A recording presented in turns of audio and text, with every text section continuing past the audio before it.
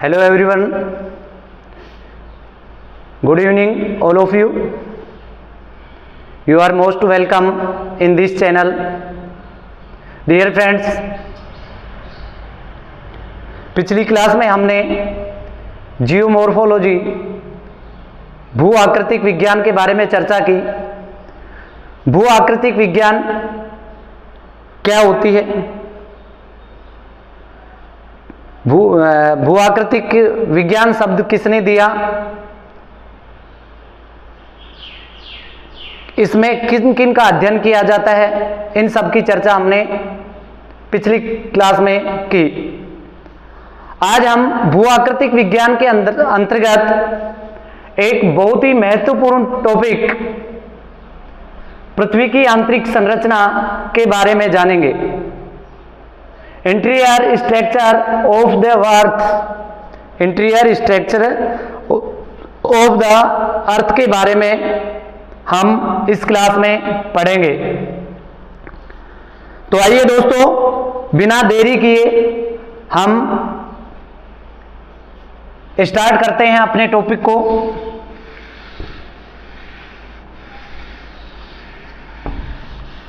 Channel को यदि पहली बार विजिट कर रहे हो तो सब्सक्राइब करें, लाइक करें एंड कमेंट करें।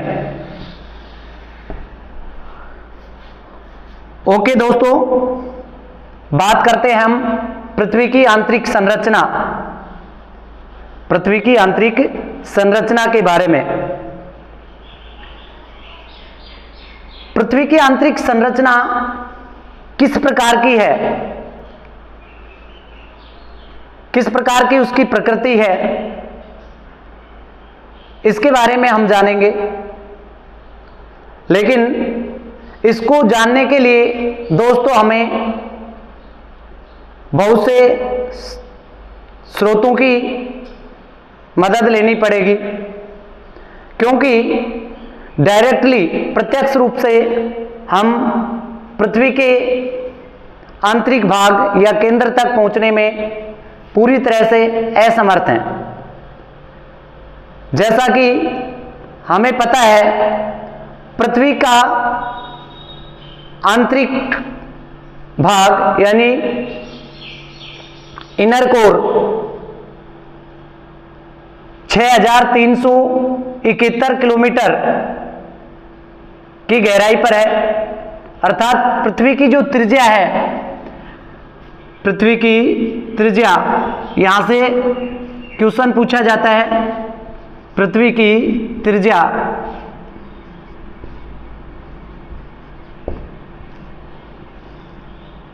6371 किलोमीटर। राउंड फिगर में इसको 6370 भी पढ़ा जाता है। अब देखिए दोस्तों, पृथ्वी की जो त्रिज्या है, इस डायग्राम के माध्यम से हम समझेंगे। दैट मीन्स हमारी जो पृथ्वी है, ये हमारी पृथ्वी है। दैट सपोज हमारी पृथ्वी है और ये हमारी पृथ्वी का केंद्रीय भाग है।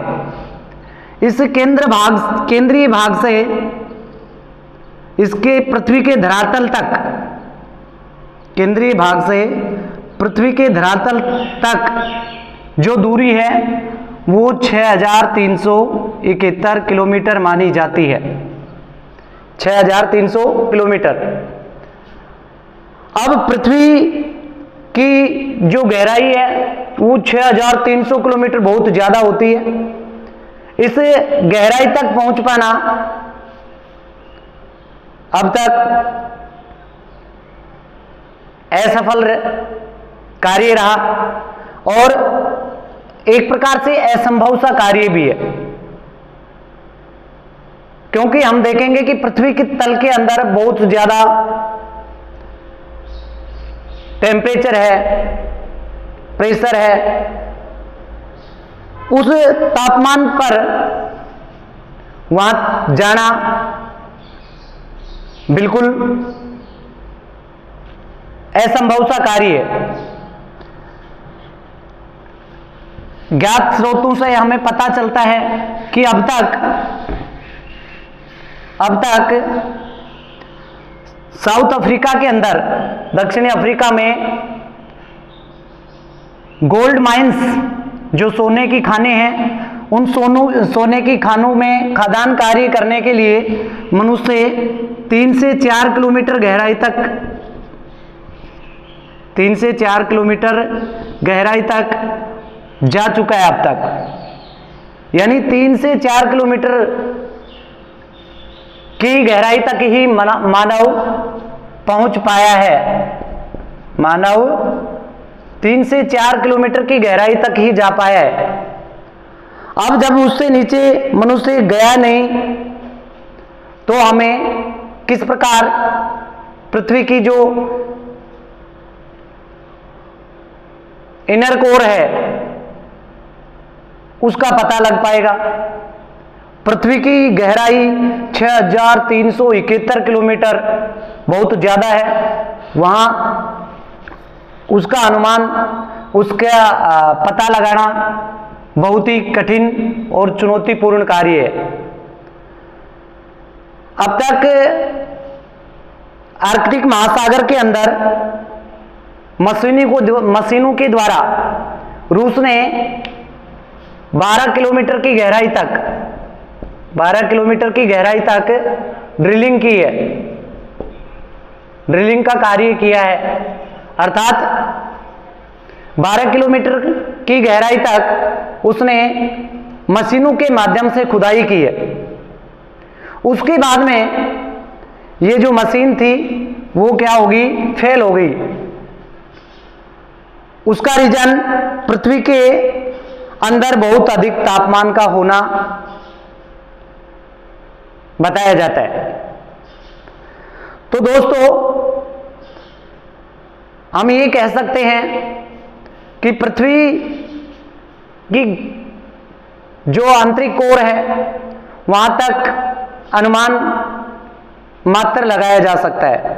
सटीक जानकारी हमारे पास अब तक नहीं है, लेकिन कुछ सोर्सेज हमारे पास हैं जिनके माध्यम से हम पृथ्वी की आंतरिक संरचना के बारे में जानकारी जुटा सकते हैं, पता लगा सकते हैं। उन सोर्सेज की आज हम यहां पे चर्चा करेंगे।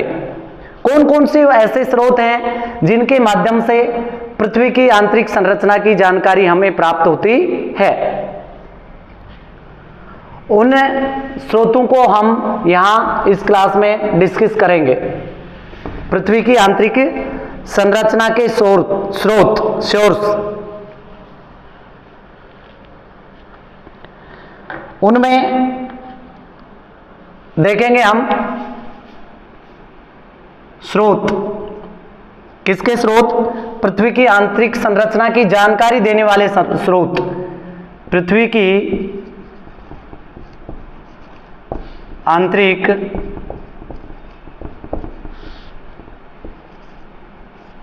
संरचना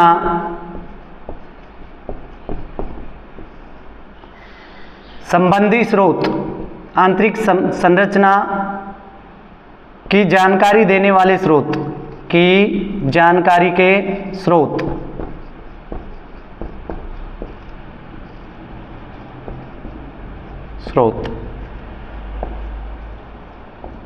हम यहां पर उन सोर्सेज की बात करेंगे जो पृथ्वी की आंतरिक संरचना की जानकारी देते हैं। उन स्रोतों को हम 3 भागों में डिवाइड कर सकते हैं। पृथ्वी की आंतरिक संरचना वाले जो स्रोत हैं उनको हम 3 भागों में डिवाइड करके पढ़ेंगे। पहले जो सोर्सेज हैं, पहले जो स्रोत हैं वो रहेंगे कृत्रिम स्रोत, कृत्रिम या फिर कृत्रिम स्रोत, जिन्हें अंग्रेजी में आर्टिफिशियल सोर्स कहते हैं। उसके बाद में प्राकृतिक स्रोत, प्राकृतिक स्रोत।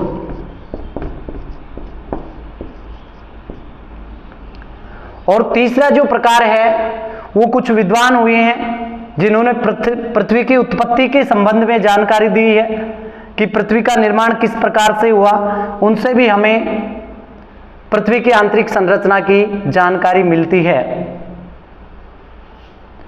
तो इसमें हम पढ़ेंगे पृथ्वी की उत्पत्ति संबंधी, पृथ्वी की उत्पत्ति संबंधी साक्ष्य, पृथ्वी की उत्पत्ति संबंधी साक्ष्य। पृथ्वी की उत्पत्ति से संबंधित जो साक्ष्य हैं उनके आधार पर भी हम पृथ्वी की आंतरिक संरचना का पता लगा सकते हैं।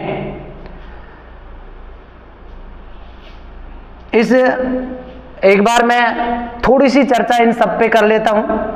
कृत्रिम सोर्स यानी कृत्रिम जो स्रोत हैं वो कौन कौन से हैं जिनके माध्यम से हमें पृथ्वी की आंतरिक संरचना के बारे में जानकारी मिलती है। उनमें पहले नंबर पे तापमान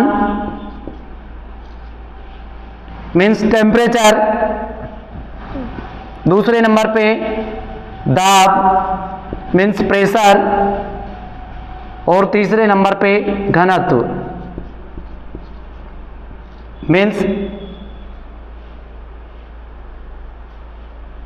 डेंसिटी।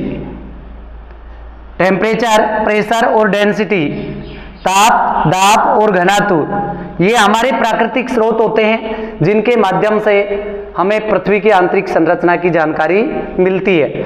हम बारीकी से इनके बारे में चर्चा करेंगे।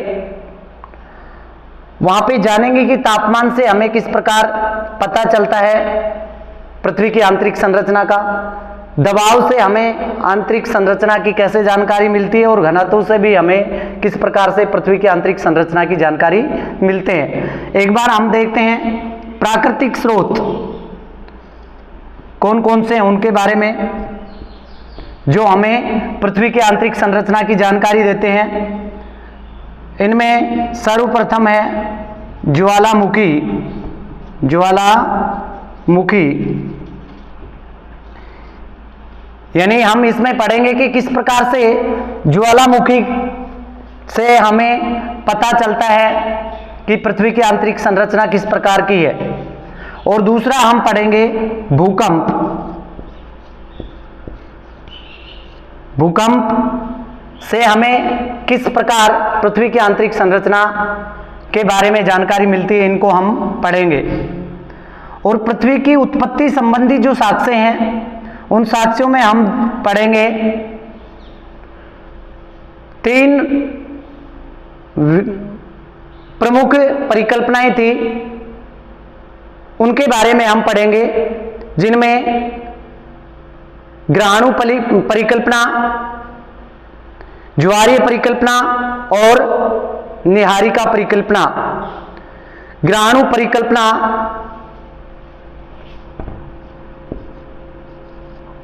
ग्रहाणु परिकल्पना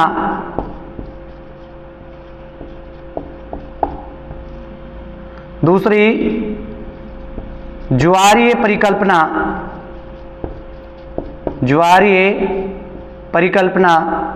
और 3 नंबर पे निहारिका परिकल्पना।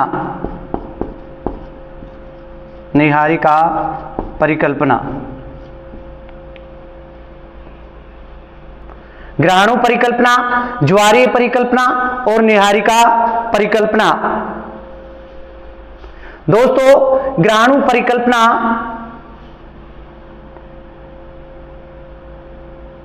मैं इसका जो प्रतिपादन किया उसका नाम यहां नीचे लिख रहा हूं। ग्रहाणु परिकल्पना का प्रतिपादन किसने किया उसका नाम मैं यहां पे लिख रहा हूं। चैम्बरलिन और मोल्टन। चैम्बरलिन वो है मोल्टन।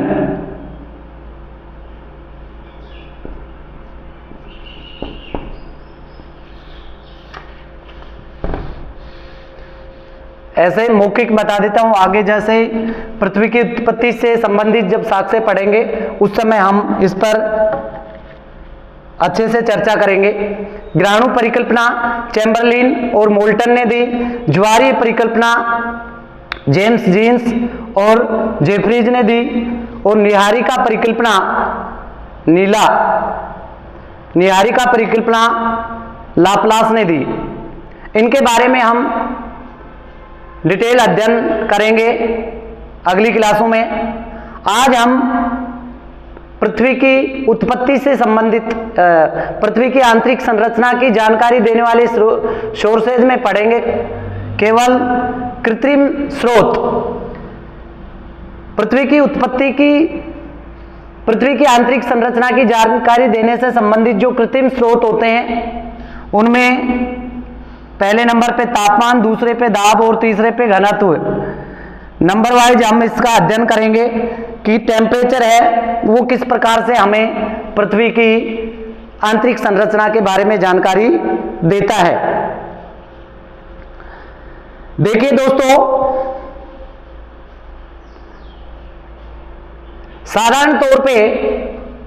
साधारणतया पृथ्वी का आधार तल है, उस आधार तल से हम गहराई की तरफ जाते हैं। पृथ्वी के आधार तल से, ये हमारी पृथ्वी है, ये इसका आधार तल है। इस आधार तल से हम गहराई की तरफ जाते हैं, यानी नीचे की तरफ जाते हैं, तो ये जो तापमान है वो बढ़ता है, तापमान बढ़ता है।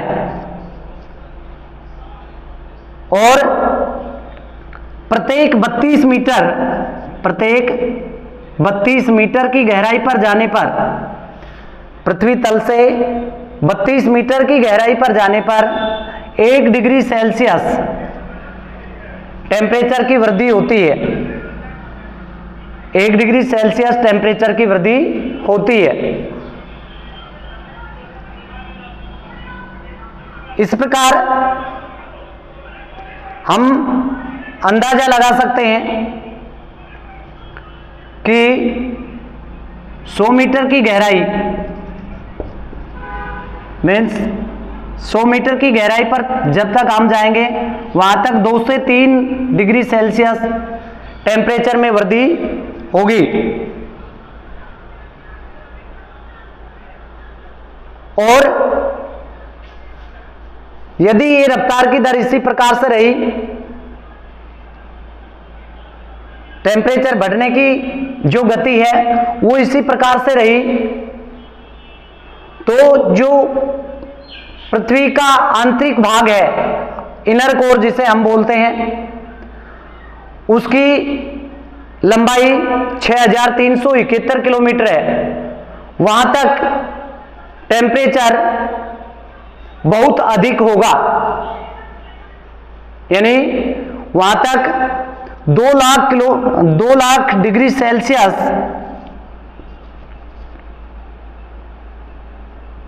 2 लाख डिग्री सेल्सियस टेम्परेचर होगा। ऐसा होना बिल्कुल भी संभव नहीं है। 2 लाख डिग्री सेल्सियस टेम्परेचर होना यानी बहुत ज्यादा टेम्परेचर हो गया।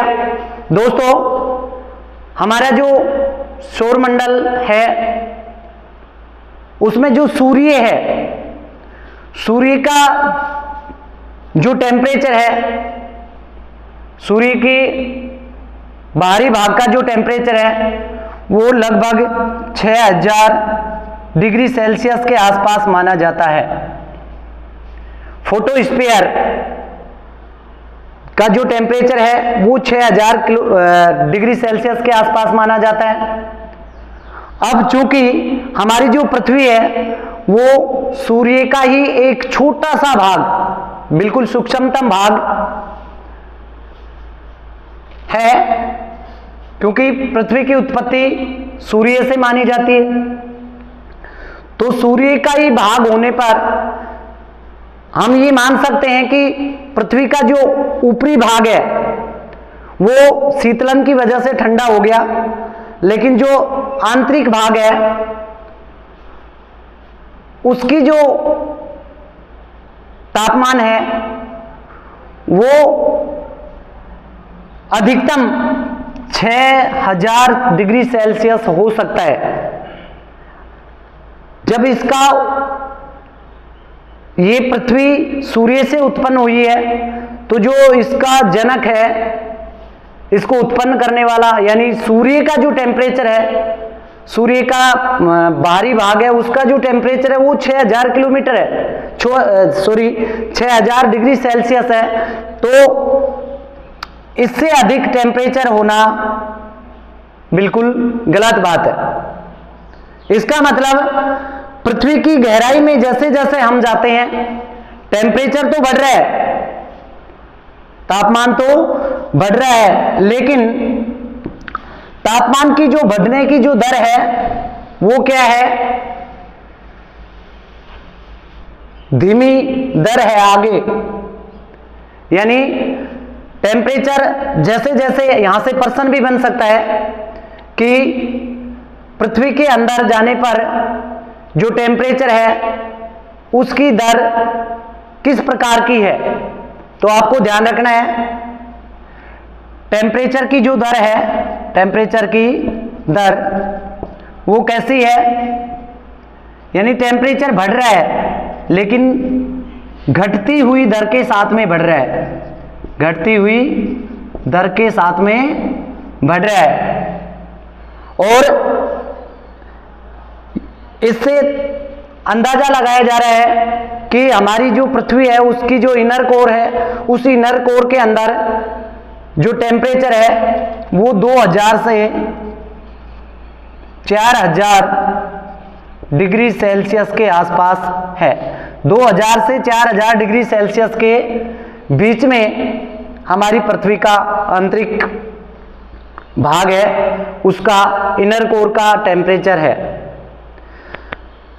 दोस्तों यहां एक बात निकल करके सामने आई, जैसा कि माना जा रहा है ये केवल संभावनाएं हैं, ये केवल कल्पनाएं हैं, वास्तविकता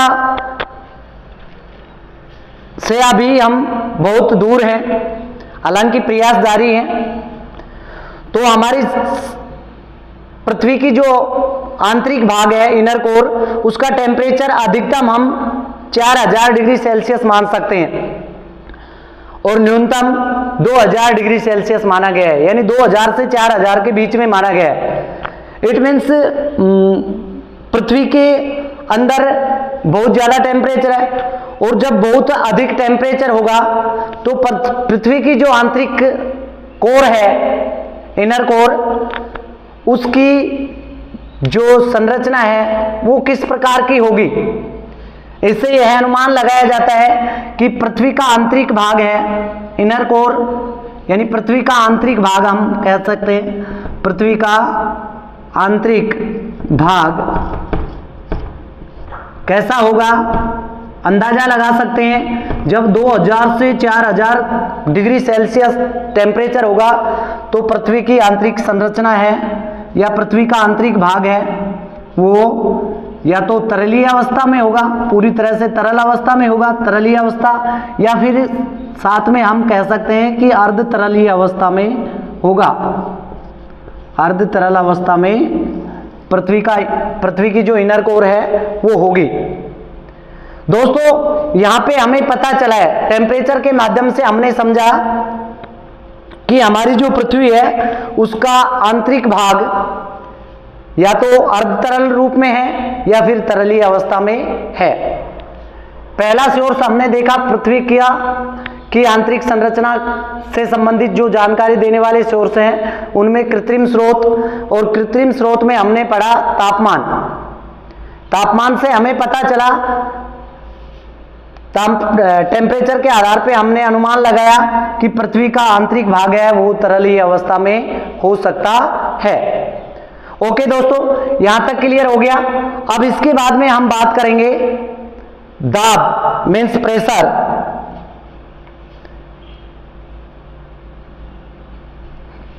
दाब यानी पृथ्वी का जो आंतरिक भाग है वो कैसा हो सकता है, दाब के आधार पे हम अनुमान लगाएंगे। दोस्तों, जैसे जैसे हम पृथ्वी के धरातल से नीचे की ओर जाते हैं तो दाब बढ़ता जाता है, दाब बढ़ता जाता है।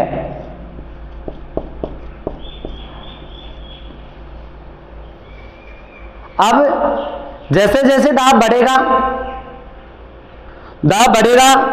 तो वे कण जिनसे पृथ्वी का निर्माण हुआ है, वे सभी कण प्रेशर बढ़ने पर एक दूसरे के पास में आएंगे, नजदीक आएंगे, और नजदीक जब आते हैं तो वो शो करता है उसकी ठोस प्रकृति को, ठोस प्रकृति को शो करता है, दिखाता है। जो ठोस पदार्थ होते हैं उनमें कण पास पास में होते हैं।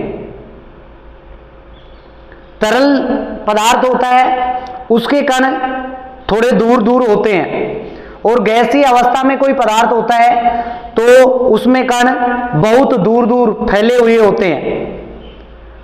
तो यहां पे जैसे जैसे पृथ्वी के अंदर हम जाएंगे तो प्रेशर बढ़ेगा, प्रेशर बढ़ने से जो पृथ्वी के आंतरिक भाग के जो कण हैं वो पास पास में आएंगे, सिकुड़ेंगे, सिकुड़ करके एक जगह आ जाएंगे, यानी पास में आने का प्रयास करेंगे, और ये उसकी ठोसी अवस्था को प्रदर्शित करता है। इस प्रकार दाब से हम अंदाजा लगा सकते हैं कि जो पृथ्वी का आंतरिक भाग है वो ठोस अवस्था में हो सकता है। ओके दोस्तों, पहले नंबर पे हमने तापमान के आधार पे अंदाजा लगाया। तापमान के आधार पे हम इस निष्कर्ष पर पहुंचे कि पृथ्वी का आंतरिक भाग है वो तरलीय अवस्था में हो सकता है या अर्ध तरलीय अवस्था में हो सकता है। इसके बाद में हम इसकी घनत्व दाब के आधार पे हमने आकलन किया। दाब के आधार पे हमने अंदाजा लगाया कि जैसे जैसे दाब बढ़ता जाता है पदार्थ के कण पास में आते जाते हैं। इस प्रकार यह सिद्ध होता है या यह अनुमान लगाया जाता है, यह अनुमान लगाया जाता है कि पृथ्वी का आंतरिक भाग ठोस हो सकता है, पृथ्वी का आंतरिक भाग ठोस हो सकता है, पृथ्वी का आंतरिक भाग ठोस हो सकता है। इसके बाद में हम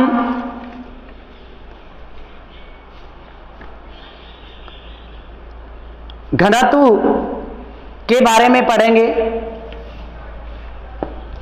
और घनत्व के बारे में अध्ययन करेंगे कि घनत्व से पृथ्वी है उसकी आंतरिक संरचना का कैसे पता चलता है। दोस्तों, जिस प्रकार से पृथ्वी के धरातल से नीचे की ओर जाते हैं तो टेम्परेचर बढ़ता है, टेम्परेचर क्या होता है, बढ़ता है। ठीक उसी प्रकार से प्रेशर होता है, वो भी क्या होता है, बढ़ता है।